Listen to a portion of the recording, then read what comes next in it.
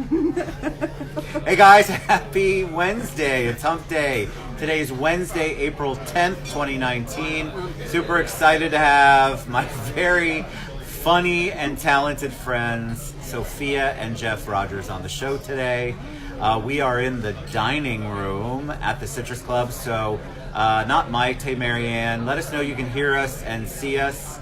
Hopefully we don't disturb these very sweet ladies to our left too much. But we want to know you can hear us and see us. Give me a heart or a thumbs up. Maxine, what's going on? We are, you just got to go with the flow. I mean, when you get it, the club's very generous, so we go where we go.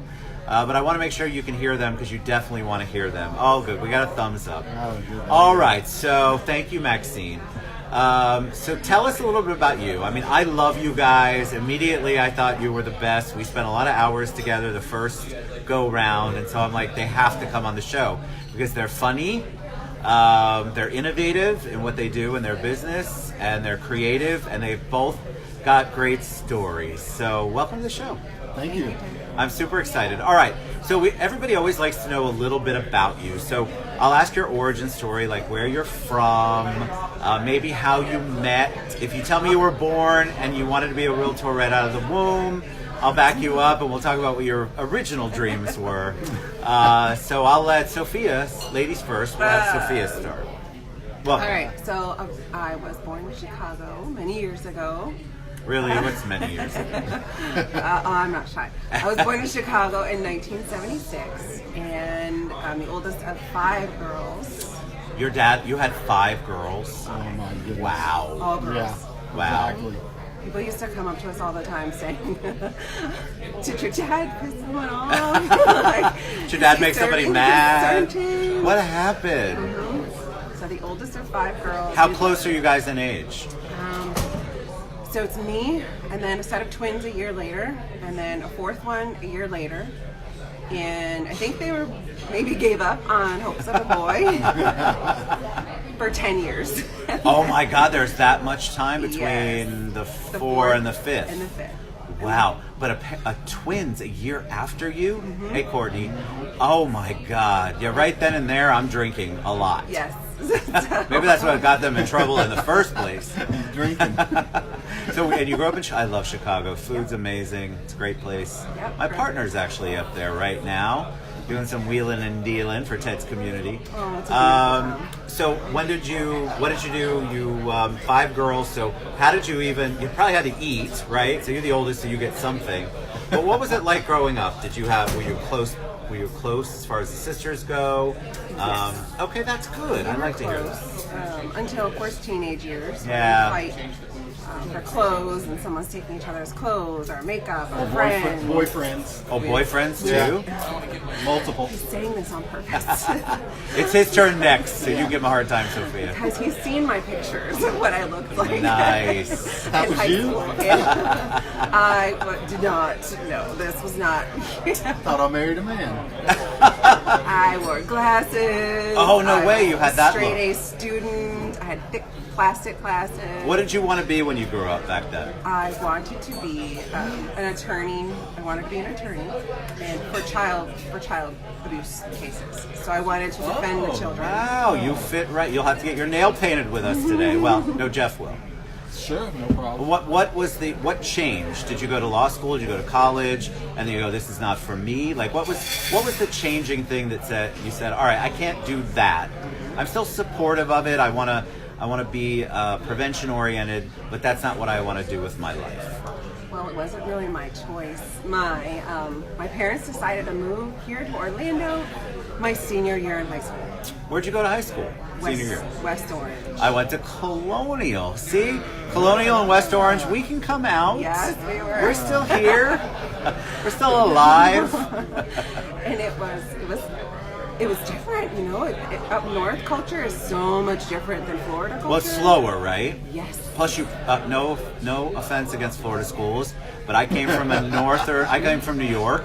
They thought I was brilliant. Cindy, what's up? They thought I was like a genius coming in because the school system I had learned so much more. I was almost a year plus ahead of the schools down here when I moved down here. That's exactly what happened. All I needed was one health class to graduate. Wow. But here's what happened before that. I had applied to the University of Illinois schools. So when my parents moved down here, they were now Florida taxpayers. So all of the scholarships I'd applied for, I got the call from U of I. I didn't win, but I guess I was awarded the presidential scholarship. I was one of 2 students. But I had to turn them down because my parents were not Illinois residents. Well, because you were going to be out of state then, right? Yep. Wow. So could've that ran was away. that. I could have. You could have just said, I'm old enough. Move up I'm running there. away. We're going to judge you right now, the reason you didn't go through that. But, your whole life would be different. Yes, so that is where the shift happened. So, of course, we're down here in Florida. I'm a senior graduating. I was so rebellious. I did not want to be here. I find that so not hard to believe right now. I hated everyone in Florida before I got here. I did course not you want to be did. here. Who wants to move in their senior year? It's traumatic, right? Bad. It was bad. So, graduated high school, and my defiant self, of course, couldn't graduate from West Orange. I turned 18 and called my counselors up north to see if I could walk Of course you did. with my friends up in Chicago because I was an adult, and my counselor made it happen. So I did not graduate. See, you were a negotiator early on. That's when I learned get that it. I am different. I'm not like everyone else, and I tend to not follow the rules. I'm not a rule follower either. We were talking about that earlier. So what did you do? You graduate, you walk with your class in Yep. Illinois, and then what happens? Walked with my class in Illinois. I had to accept that I'm not going on to be an attorney. Right then, came back down here. I worked for the Hard Rock Cafe. Remember the one that they blew up in the shape of a guitar? Yes. I was an 18-year-old waitress. Is that like so? But did you have dreams of doing something? Did you want to go to college here? I put the college on hold. I was just mad at the world. I was Sure. mad at my parents. I was mad at this is the way it was supposed to work out, and it didn't work out. So of course I made friends in hospitality industry, and they're such great people. They're real. I know they're real. And They're I awesome people. stayed in hospitality for about 6 years. Hard Rock Cafe, and then another high volume to Planet Hollywood. Wow. Until I met a key person at Planet Hollywood that introduced me to real estate. Oh, Cindy says rules are meant to be challenged. They Remember are. flexible. Trust me, We were Cindy. talking about a different thing with flexible earlier, but that's for the after Yeah. show. All right, so you met a key person. Yes. We should not have this much fun. You met a key person. Is the key person Jeff? No. What? That's later, Jeff Jeff. comes in almost. Poor Jeff Jeff. intersects at this Yeah, I exact can't same even get my time. ring off to give it back to He him. intersects at this time. All right, so I was 24, 25, single mom with 3 kids, trying the dating world out, but I was very young with 3 kids.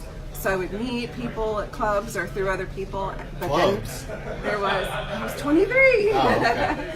But then there was that awful moment where I had to tell them that I had kids, and I never heard from them again. So Well, at that age, dudes really aren't into they are kids, not. It's right? the best way to get them to Making run. kids. Right? Yeah, it's the best way to get them to run.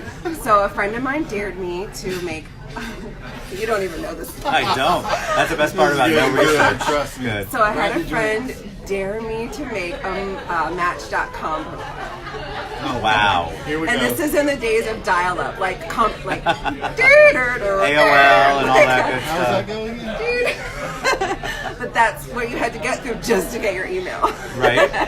I remember. And to get to your profile, this fancy profile. So I was blatantly obvious. I put my kids in the profile picture.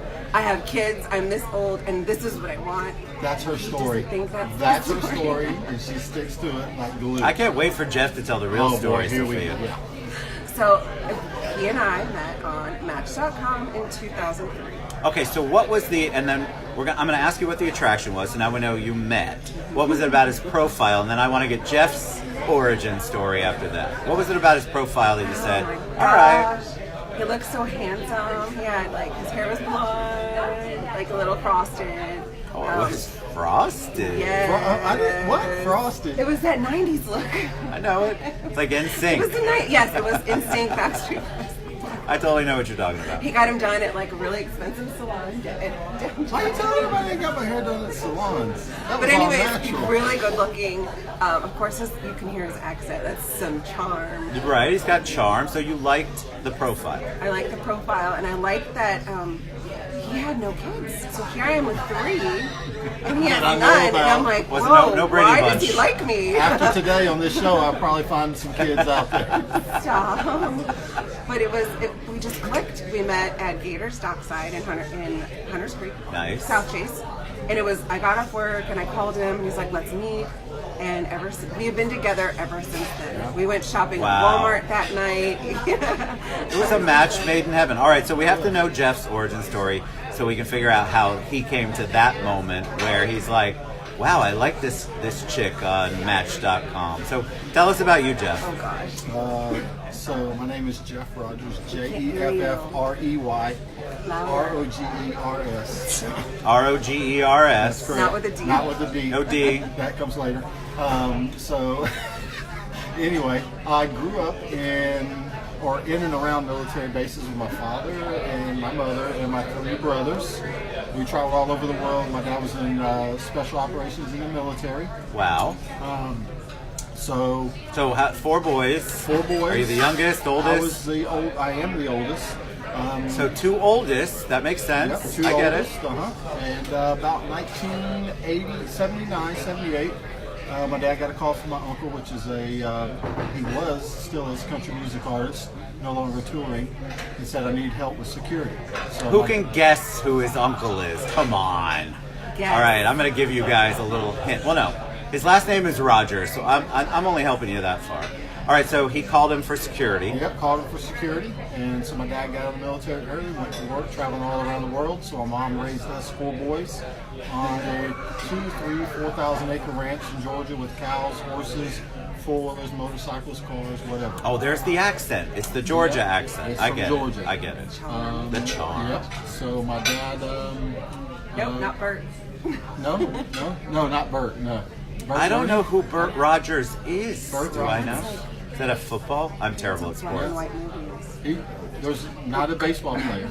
I only know Bert and Ernie. This is what I know. Does Bert sing country? No, who sings country whose last name is Rogers? Come That on. tells you how to hold them Yes. and when to fold them.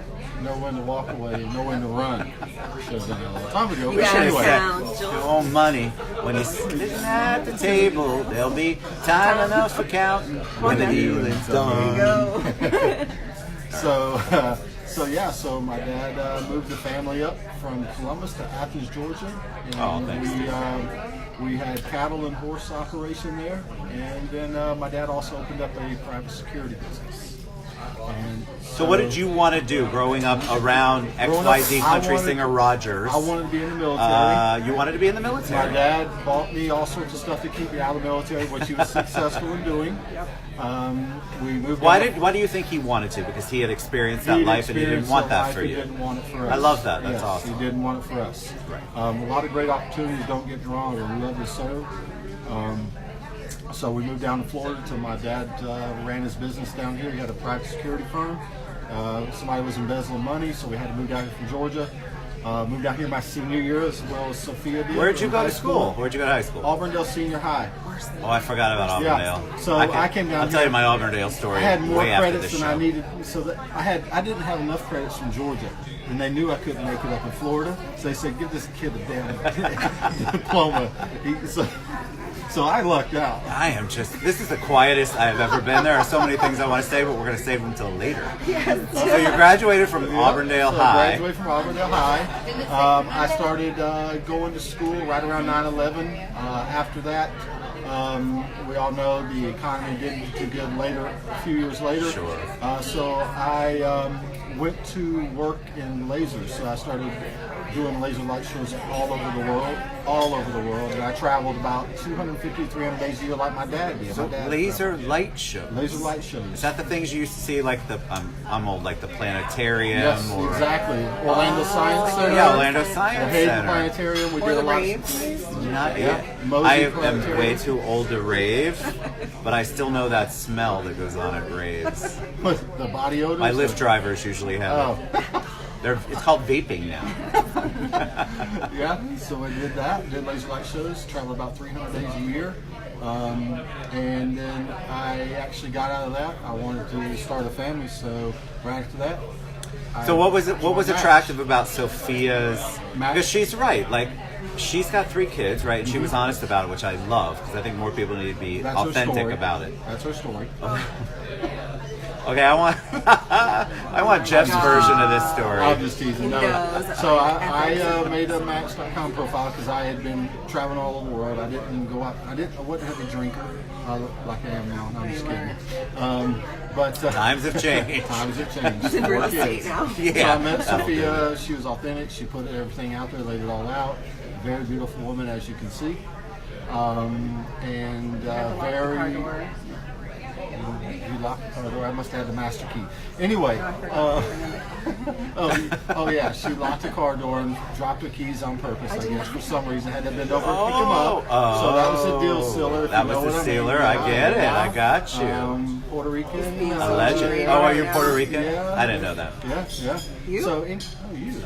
Yeah. I found that out when you picked up your car keys. Anyway, so yeah, we. I mean, I have a suntan, and it's definitely I'm blushing a little bit, which I love. So I met Sophia. She was very goal-oriented. I was ready to settle down from being on the road all those years. Sure, that's And, taxing. yeah. I mean, it just takes it all out of you. Yeah, So it when does. did you guys? So you're together. When did real estate come into your world? Very beginning when I first met Sophia. Oh, so it did. She told me she wanted to get into real estate. And this was in. And what possessed you? What Sophia? What made you want to get into real estate? Did you have experience Gosh, it in the was back? 2003. So Oh, yeah. In 2003, there was the rumblings. The market's getting good, and like, who wants to work in hospitality forever? It's fun, but it's so taxing on your body, and you're serving others all day long. Right. It's fun. However, you can't do it forever. No, you can't. So I had a friend that worked with me at Planet Hollywood, and she offered me an opportunity at Cambridge Homes. Some of you may remember Cambridge; they're not around anymore. I remember them. Great builder, Absolutely. built so many homes here in Orlando. But I fought it. I'm like, ooh, hourly salary? No. I like my cash every day. Right. Finally, a year later, I said yes, and it was the best thing that ever happened to me. You both have the personality for it. So isn't it funny how you don't know what you don't know? Because that's a different world, right? So you go in and you're like, okay, I'm in charge of my whole world now. I'm not answering the man, I'm not filling out timesheets, I'm not worrying about schedules. Well, maybe in the beginning you were with Cambridge because you had coverage you had to do. Yeah. But you're still building your own business. Was that a hard transition for you guys? And did Jeff jump in right away? It was a hard transition because I was not I didn't go into sales. Neither one of us were in sales. I Never. started from the bottom. So when I say I have new construction experience, I'm not lying. Thanks, Stephen. Thanks, Steven. Hey, Steven. He's the best. I started in permitting. Actually, my title was an administrative assistant at Cambridge. However, all my work was construction work, and that was my first defiant role. I'm like, wait a minute, I'm not an administrative person. I'm doing everything. No, so definitely not. that I became the construction coordinator. So I did the permitting, the purchasing, the estimating, getting the jobs ready to go out to the field. So I worked a lot with the backside of construction. Then from there, went on to David Weekley, did more as an estimator. Then Surrey Homes acquired me to start up their home building operation. Wow. And remember, all these changes were in the recession, so there was not a lot of money attached or benefits. Right. Finally, in 2012, that was the year I got my license, and I said, "The sky's the limit when you're your own boss. When you're an entrepreneur, nobody can tell you that the recession's bad. Why? You control your future. You control how much." Do.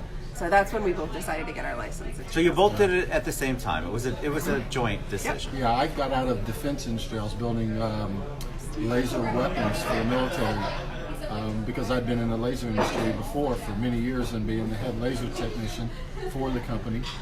So I got into lasers, and that was our pad, I guess. Yeah, that was the income coming in Yeah. while I Insurance. built the business.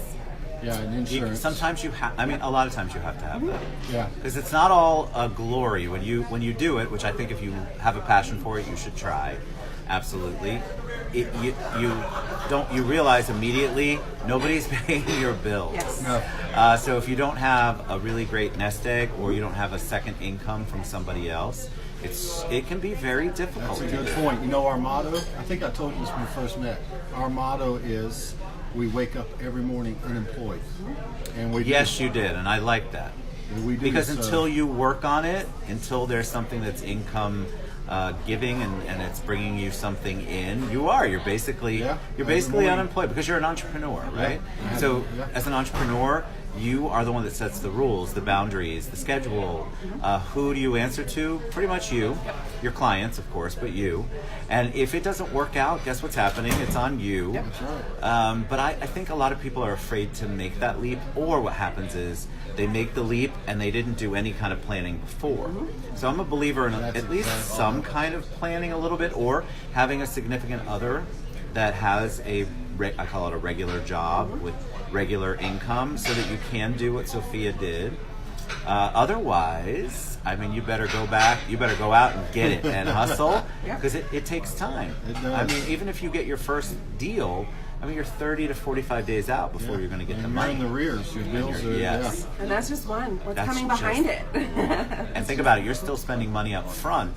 But I want to encourage people to do it. I think it's really important I love this industry, and I think it has given people who probably would never have had an opportunity to make the money that they make because they're such hustlers. But yeah, I think it's super important to have a little bit of planning involved, right? Definitely. We've been this plan for 7 years, and we said another 5 years. We started planning 7 years ago. We said another 5 years, and we did it a year earlier I love it. when we planned. So what do you tell people who are interested in real estate? Either they're investors or they might want to get into it. I mean, I think we've given them some really good points, but if somebody wants to get in, can they reach out to you? And then what would you say? What would be some of the things or advice that you'd say, all right, think about this first? First, get you a good lender, and we all know who that is. Oh my God, I didn't even pay him to say that, but they're going to get as much water as they want all day. No, And go the with coolest cup In the ever. coolest cup ever. No, actually, I have customers that have turned into real estate agents. If you're watching today, you can say something right now. And of course, it's kind of a bummer because they're supposed to be referring me business. So I'll always support them in getting their license. Right. I feel it's something that everyone should have anyways. Come on, what business can you get into with little to no overhead? Right. A little to no startup cost, and the harder you work, the more return you get. There's not a business that exists. And our life has changed from before we made these sacrifices to now. We think back, we're like, gosh, I remember when we wished for the things that we have now, so we're very Exactly. grateful. Oh, gratitude's super important. Gratitude, and sometimes we forget the sacrifices we made to get to where we are. Right. But there were a lot.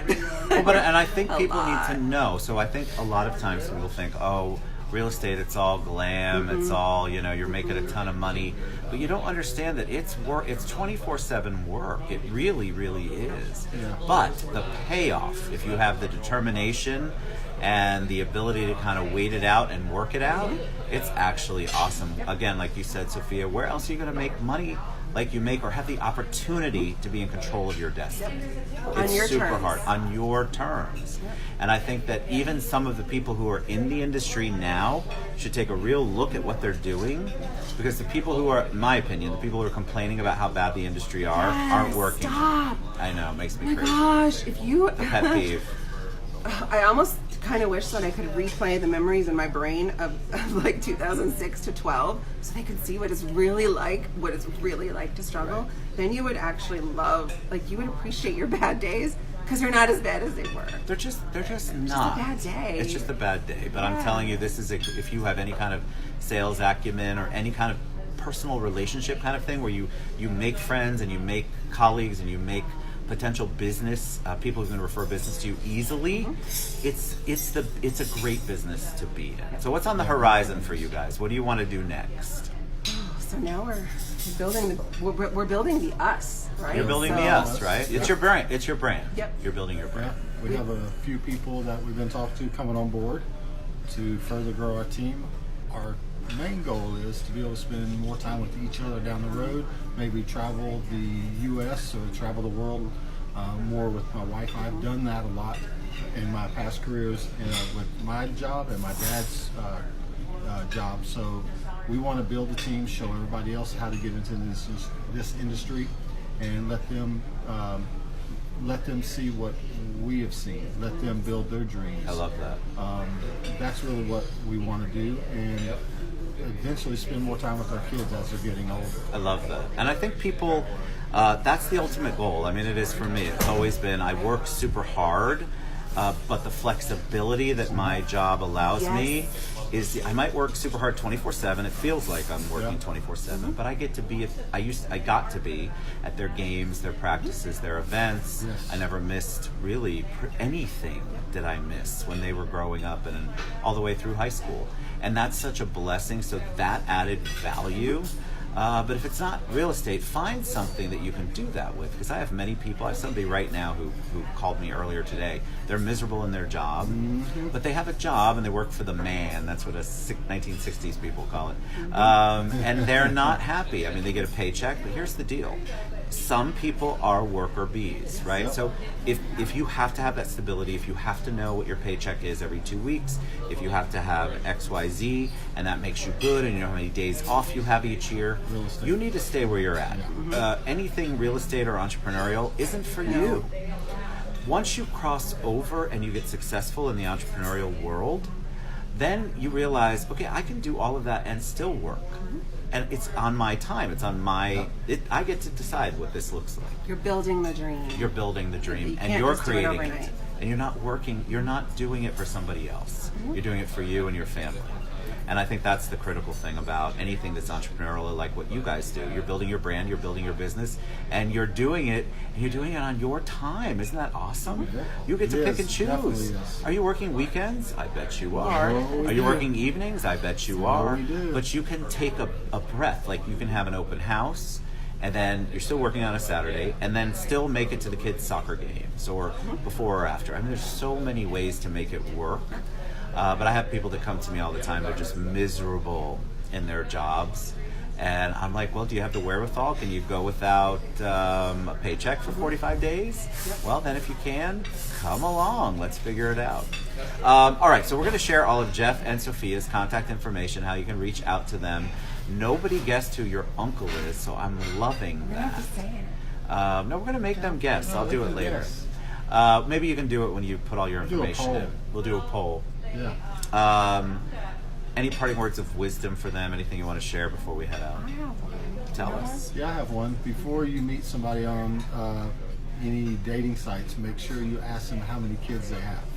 Okay, make sure you ask them how many kids they have, because sometimes they're not always forthcoming. No, I'm just kidding. Wow. No, seriously. Wow, Jeff. Live your life. By the way, Jeff needs a place to stay right now. I'm on the couch already, so. But, Yeah. No, but Doghouse. seriously, Somewhere else. my grandmother always told me and told my dad, find something that you love doing, because it will not be a job at that time.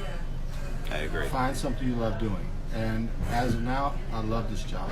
This is, like Ted said, it's a way to be able to unwind when you need to unwind and hustle when you need to hustle. You need to hustle all the time. But wake up every morning ready to start work. Unemployed, like you said. I love that. Unemployed. I Get think your it's feet awesome. on the ground. Get you up out of bed, and you're like, "Can I sleep in?" Nope. You don't have a job. You don't know where next month's money is coming from. Get up. Yeah. My parting words of wisdom would be: it's okay to color outside of the lines. It's okay to do the things that they're telling you not to do. It's okay to say, to trust your gut and try something different that has not been done before, because you never know what can happen. A lot of times we hear that the only way to find a lead, or, for example, is to pick up the phone or knock on a door. No, think out of the box. They're telling 200 other people that. I So think of a agree. different way to be different and embrace it, and it's okay to be different. So those are my parting words. I love it. It's okay to be different. It's okay to color outside the lines. It's okay to maybe only tell them you have one kid when you have 3 kids on Match.com. I don't know if that's, I'm guessing we're in that right direction. But aren't they a joy? They're the best. So reach out to them. They're going to answer your questions. Find out who his uncle was. Come on, somebody's got to post that later. You guys are, share. You can share now, and then we'll share it Why you after. put me on the spot? You should have a phone number. I'm going to tell them who our preferred lender is. Who's your preferred lender? Oh boy, Free your own. mortgage. He's good. He gets drinks for the rest of his life. Plug. It's a plug. I like it because I'm bad at it. You guys are amazing. Thank you for being on the show. Love you guys. All right, we love you. We'll be back to paint nails around 2:15. Mwah. See you later.